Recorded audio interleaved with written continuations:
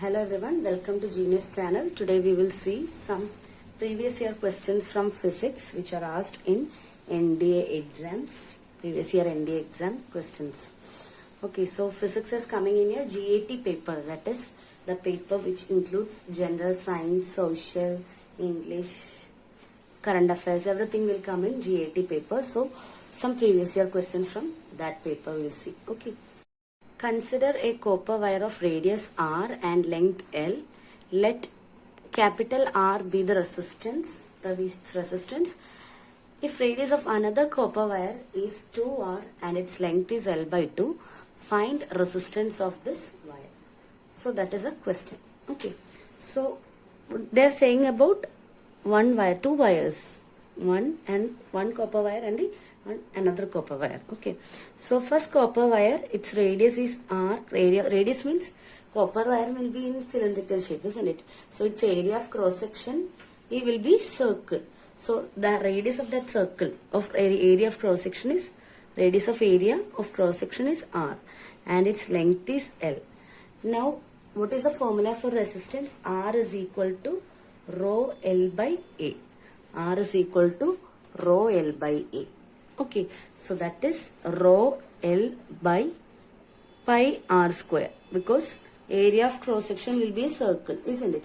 So that is the first case. Now in the second case, second copper wire, radius is 2r and length is L by 2. So what will be its resistance? Suppose I am giving it as r dash. It is rho L by A. Now both are copper wire, so rho will be same, isn't it? Rho is resistivity. So resistivity will be same for same material. Okay. So it is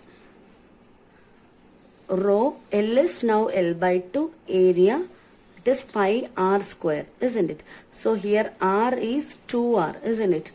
Instead of r it is 2r, isn't it? Because a formula is pi r square. So but here it is radius is 2r. Okay. So rho L by 2 divided by pi into 4r square, isn't it? So that will become rho L by 8 pi r square. Rho L by 8 pi r square. This 2 into 4. Now what is rho L by pi r square? Actually rho L by pi r square is nothing but it is our r, isn't it? So we can write r, this thing will become r by 8. So new radius, so new resistance r dash is equal to r by 8. So resistance of this wire, second wire, is r by 8. Okay. Scientific principle behind a nuclear reactor is. Scientific principle behind a nuclear reactor is. Okay. So the scientific principle behind nuclear reactor is nuclear fission. Nuclear fission. So answer is nuclear fission. So what do you mean by nuclear fission? Nuclear fission means splitting of a heavy nucleus. Splitting of a heavy nucleus into lighter nucleuses or nuclei. Okay, so splitting of a heavy nucleus. A heavy nucleus splits into lighter nuclei. Lighter nuclei. Lighter nuclei. Okay, so a single nucleus splits into two nuclei or lighter nuclei. That is known as nuclear fission. So that is the working principle of a scientific principle behind nuclear reactor. Okay. Now we will see some more details about this nuclear reactor that is generally asked. Okay, nuclear reactor is generally used in nuclear power plants. Nuclear reactors are used in nuclear power plants. Nuclear power plants for generating electricity. For generating electricity. Generating electricity. Okay, so what happens in a nuclear reactor?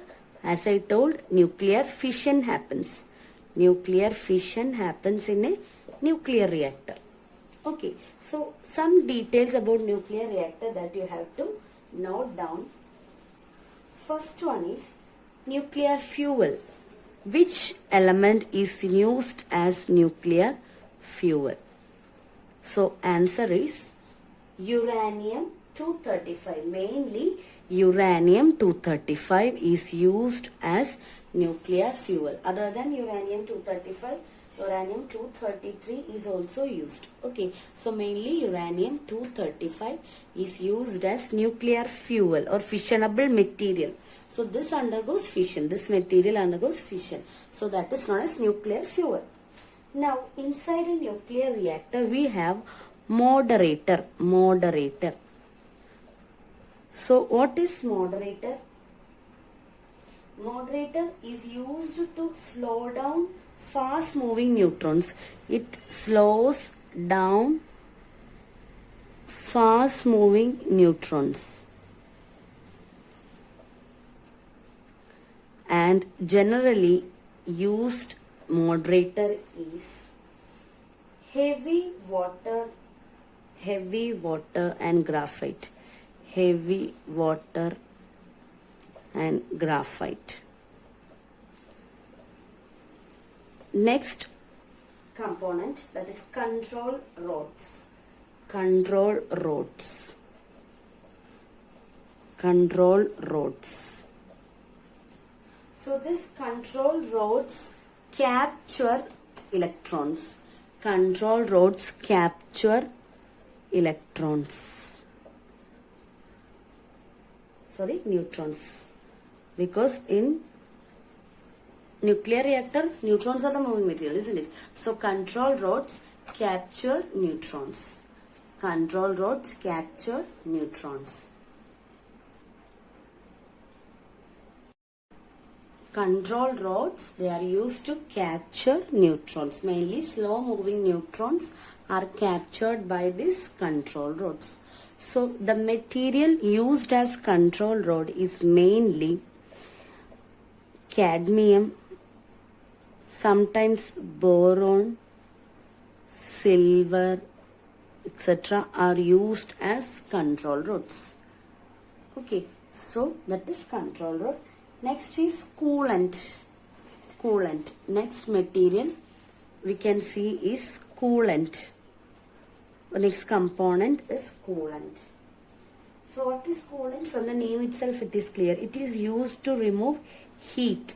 It is used to remove heat produced during nuclear fission. Okay. So remove heat, coolant is used. Example or mainly coolant is liquid sodium.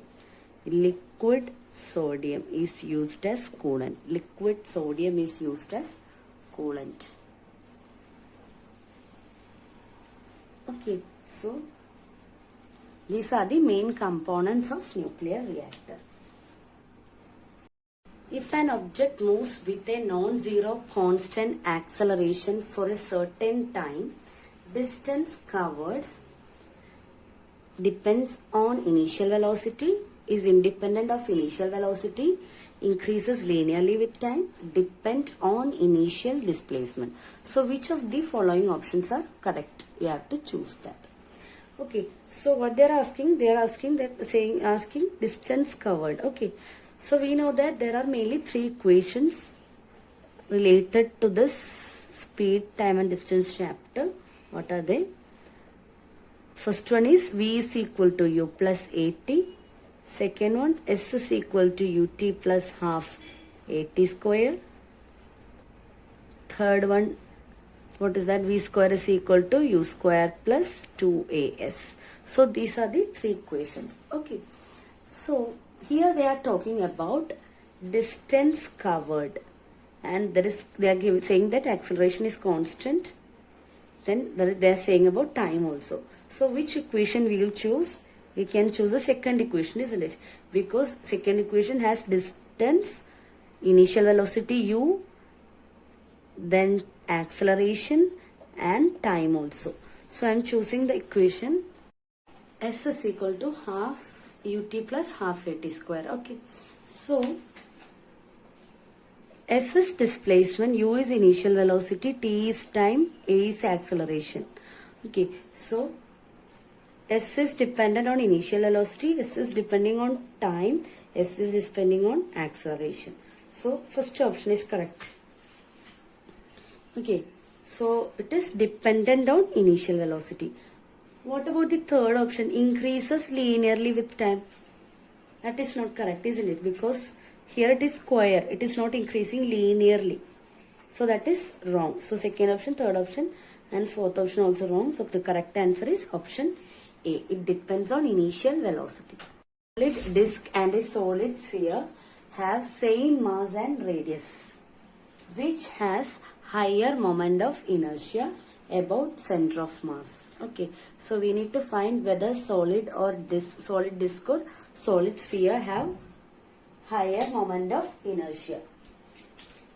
Okay, so for that we need to know the moment of inertia equations for disk as well as sphere.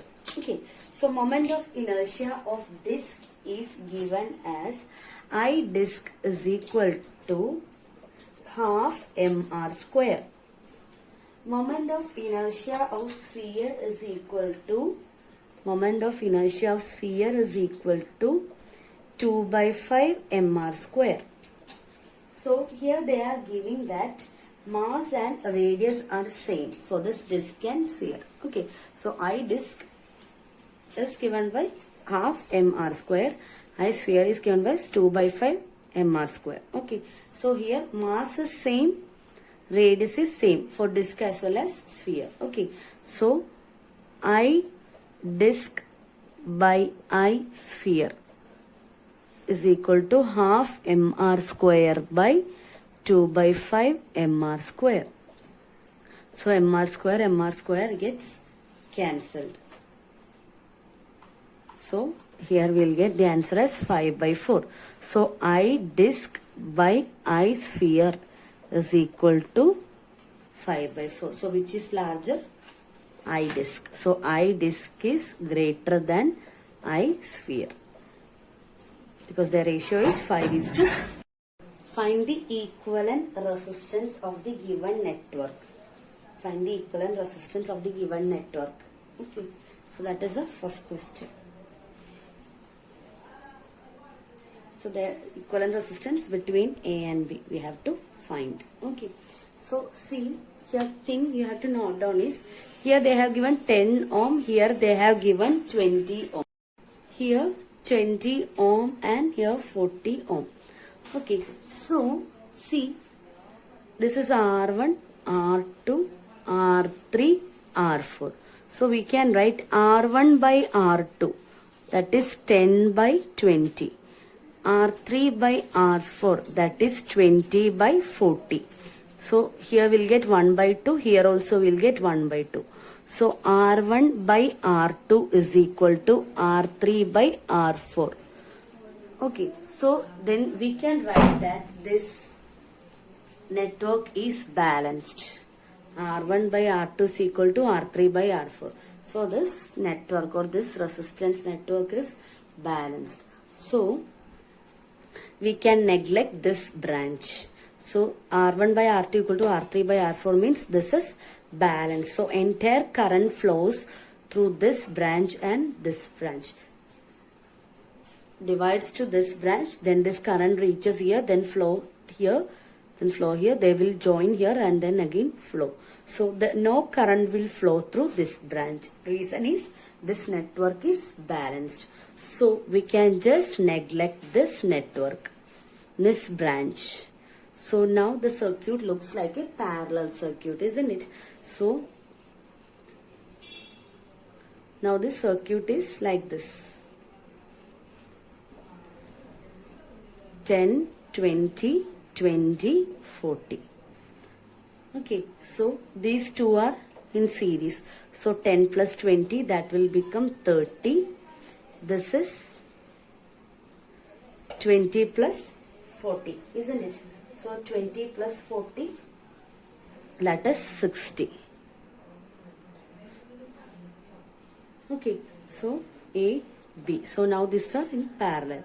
So RP is equal to R1 R2 by R1 plus R2. So that is 30 into 60 by 30 plus 60. 30 plus 60, that is 90. Okay, so the answer is 20 ohm. Answer is 20 ohm. Find the equivalent resistance across A and B. Find the equivalent resistance across A and B. So here also R1, R2, R3, R4. So R1, R2, R3, R4. R1 by R2 is equal to R3 by R4. Why? 10 by 20, no? Here 10 by 20. So both are same ratio, that is 10 by 20. That is 1 by 2. So here also this resistance network is balanced. So no current will flow through this branch. So we can remove this branch. So the circuit will be like 10 plus 20, 30. 10 plus 20, 30. So 30, 30. Two 30s if connected. Two 30s if connected in parallel. How can we do easily? If two resistors are of equal values connected in parallel, the value will be Rp will be 30 by 2. That is 15 ohm. 15 ohm.